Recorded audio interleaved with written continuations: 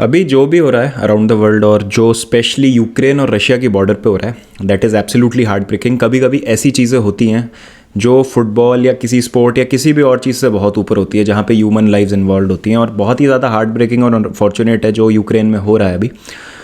और उसका इम्पैक्ट जो है स्पोर्ट्स पे और फुटबॉल पे क्या पड़ेगा, और स्पेशली चेल्सी पे क्या पड़ेगा, जो उसकी थोड़ी सी बात करेंगे। बात करना ज़रूरी है क्योंकि बहुत सारी चीज़ें हैं जो पिछले 3-4 दिन में डेवलपमेंट्स हुए हैं। यूके के पार्लियामेंट में बहुत सारी बातें हुई हैं, कई सारी सैंक्शंस की बातें हो रही हैं जो रोमन अब्रामोविच पे इम्पोज हो सकते हैं, और क्या उसका इम्पैक्ट पड़ेगा चेल्सी पे, रोमन अब्रामोविच की चेल्सी की ओनरशिप पे। तो उसको थोड़ा सा मैं आपके सामने जस्ट फैक्ट्स पेश करूँगा, और मैं अपनी ओपिनियन नहीं दूंगा कि क्या है क्या नहीं है। मतलब मैं बस आपको फैक्ट्स बताऊंगा, और एंड में बस मैं ये बताऊंगा कि क्या वर्स्ट से वर्स्ट हो सकता है इस सिनारियो में चेल्सी के साथ स्पेशली।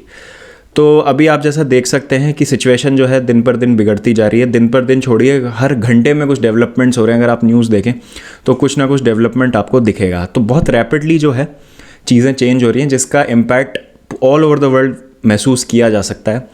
फुटबॉल की हम बात करें तो इस साल का champions league final Saint Petersburg Russia में होना था, वो अब मूव करके स्टार्ट द पेरिस में कर दिया गया है।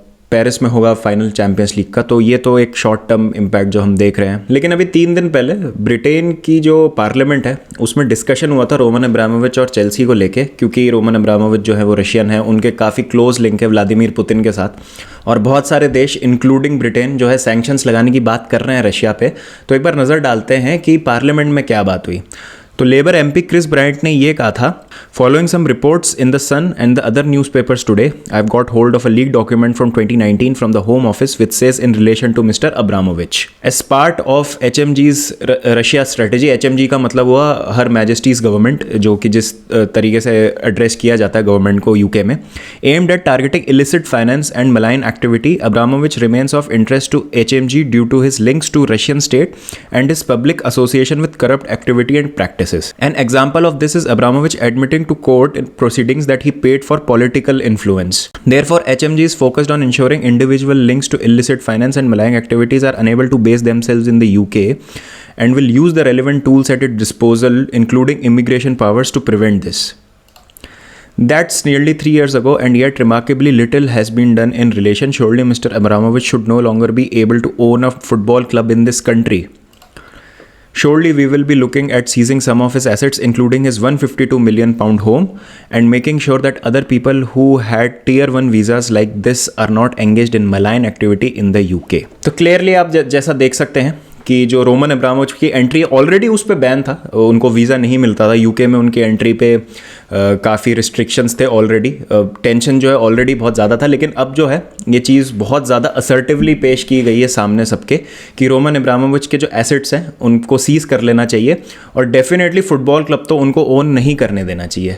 तो क्या अगर रोमन अब्रामोविच से ओनरशिप छीन ली जाती है चेल्सी फुटबॉल क्लब की, अगर ब्रिटेन उन पर सैंक्शंस इम्पोज करता है, तो चेल्सी का क्या होगा? मतलब what would happen to Chelsea in the long term?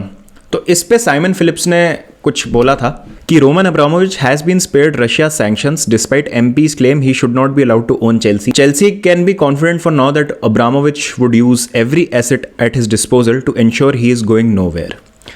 तो अभी के लिए तो नहीं जो है वो सैंक्शंस इम्पोज किए जा रहे हैं अब्रामोविच पे।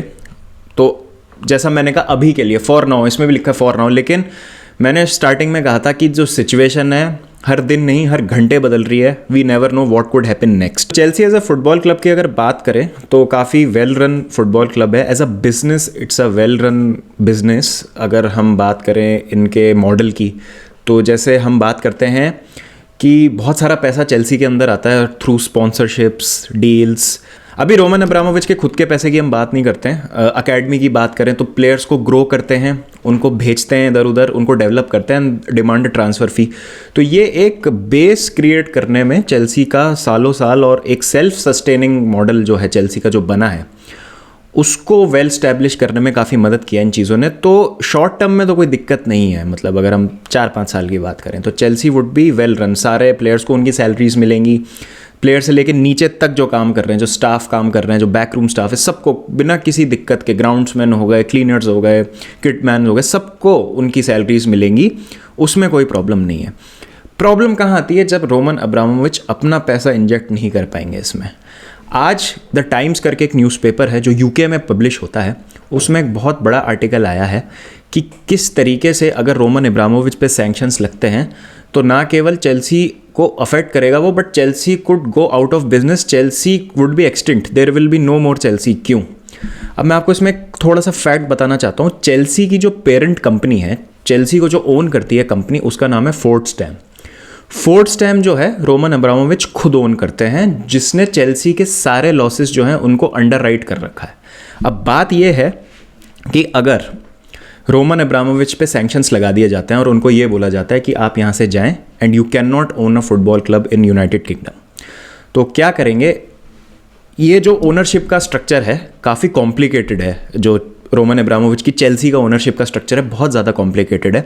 तो उन्होंने क्या कर रखा है, ये जो सब्सिडरी कंपनी बना रखी है फोर्टस्टैम की, चेल्सी को as a subsidiary company list कर रखा है फोर्टस्टैम का, जिसके ओनर जो है रोमन अब्रामोविच खुद हैं।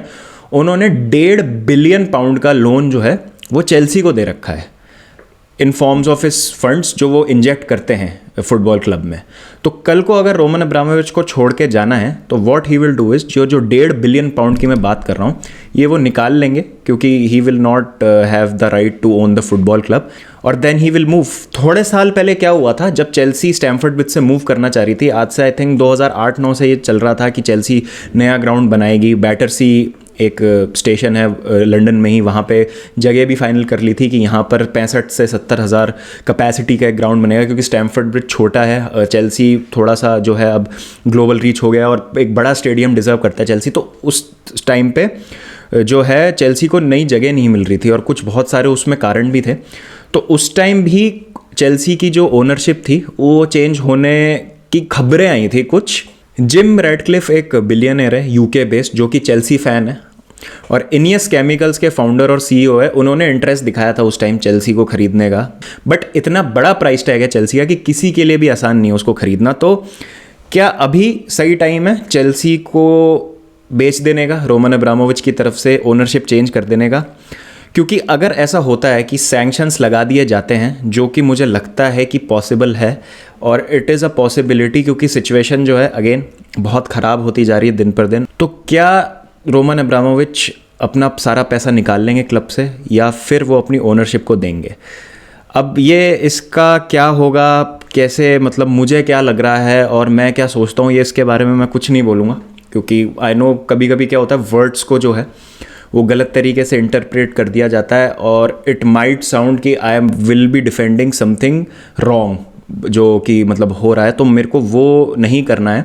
मैं जस्ट आपके सामने फैक्ट्स जो हैं उनको लेके आया था, और इट्स अ हाई पॉसिबिलिटी कि Roman Abramovich might not be Chelsea's owner, and I mean this could be the end of the football club as we know it. तो if you're a Chelsea fan, थोड़ी सी दिक्कत की तो बात है।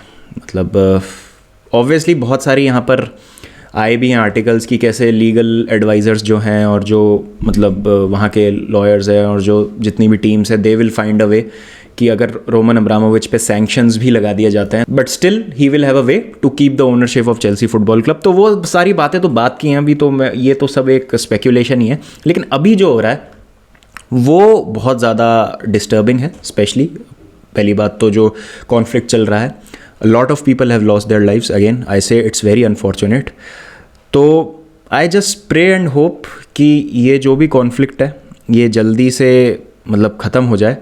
ये जो मैंने अभी आपको फैक्ट्स बताए, इस पे एक बहुत अच्छा वीडियो जो है रोरी जेनिंग्स ने बनाया था, जो भी एक चेल्सी यूट्यूबर है, आप उनका वीडियो देख सकते हैं, मैं लिंक डाल दूंगा डिस्क्रिप्शन पे। बहुत अच्छे से उन्होंने एक्सप्लेन किया और अपनी ओपिनियंस भी दिए उन्होंने एंड में कि मतलब उनको क्या लगता है बीइंग अ चेल्सी फ़ैन, कि इस सब का मतलब how does he feel about it. तो प्लीज़ आप उस वीडियो को ज़रूर चेकआउट करें। और मैं बस आपके सामने फैक्ट्स लाना चाहता था कि क्या है चेल्सी की ओनरशिप का स्ट्रक्चर, और अगर सैंक्शंस लगते हैं तो what is the worst that could happen with Chelsea. तो बस मैं यही बताना चाहता हूँ आपको, और अपने ओपिनियन और अपने थॉट्स मैं नहीं दूंगा इस पे।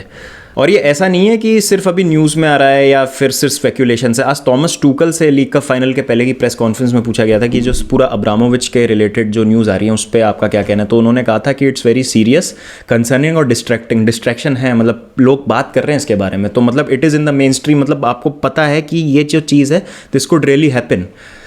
तो मतलब इसका क्या इम्पैक्ट होगा ऑन फील्ड, उसका तो अभी इसे कहना कुछ भी मुश्किल है, but the situation is very serious. चलिए गाइस, फिर मिलेंगे नेक्स्ट वीडियो के साथ, जब तक अपना ध्यान रखें, take care and peace out.